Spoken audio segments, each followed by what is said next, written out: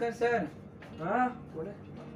तुम्ही ते नेत्रदानवाले ते तुम्ही फॉर्म भरता होते तुम्हीच ना? हो मीच. पण आज तर संडे आहे, आज बंद आहे. हो ठीक आहे, पण तुमचं ऑफिस बंद आहे. मी आता घरी आलो तुमच्या. माझा फॉर्म भरून घ्या ना. काय असेल तो फॉर्म भरून घ्या माझा. हा ठीक आहे भरतो.